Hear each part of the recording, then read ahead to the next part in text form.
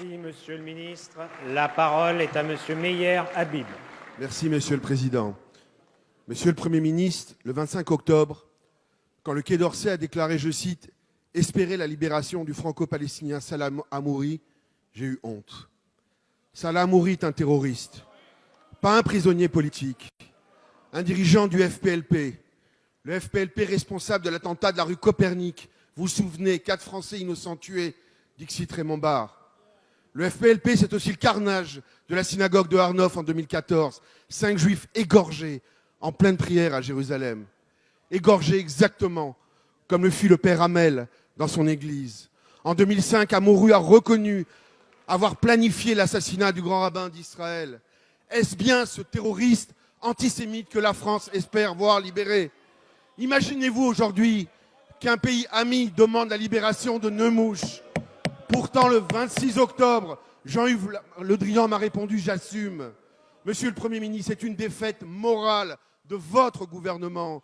Combien de morts encore pour que nous comprenions que c'est le même ennemi qui tue à Jérusalem, Paris, Nice ou Barcelone?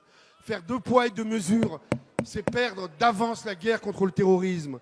L'antisionisme, c'est le nouvel antisémitisme.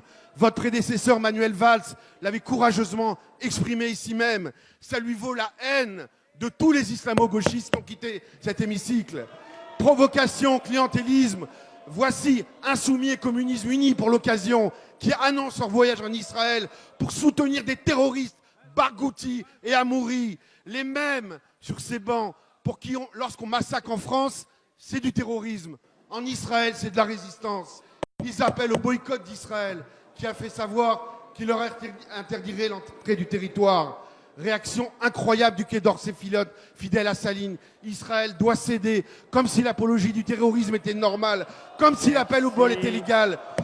Je dis aux insoumis, économisez temps et argent. La parole est à Madame Nathalie Loiseau, ministre chargée des Affaires européennes auprès du ministre des Affaires étrangères.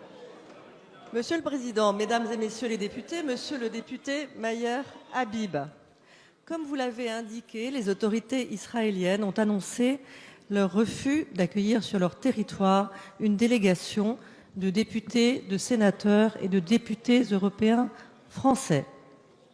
Cette délégation se déplaçait dans le cadre d'une visite organisée par l'association France-Palestine de Solidarité. Ces derniers avaient annoncé auparavant qu'ils souhaitaient rencontrer Marwan Barghouti et l'avocat franco-palestinien Salah Hamouri, tous deux emprisonnés.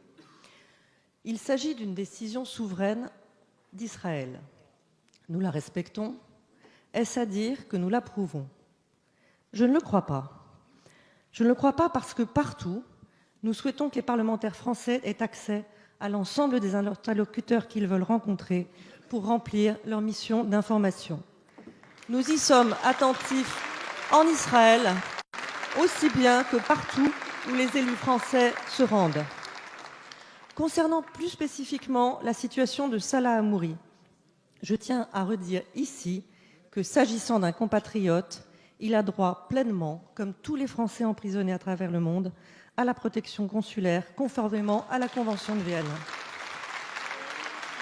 Nous avons signalé aux autorités israéliennes toute l'attention que nous portons à sa situation et nous avons fait part de notre préoccupation face au recours extensif à la détention administrative. Car qu'en est-il de Salah Hamouri?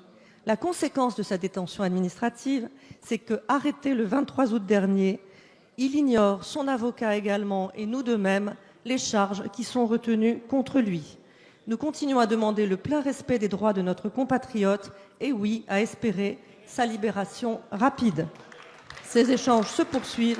Soyez assurés, Monsieur le député, que cela ne remet nullement en cause la qualité des liens qui unissent Israël et la France. Madame la ministre.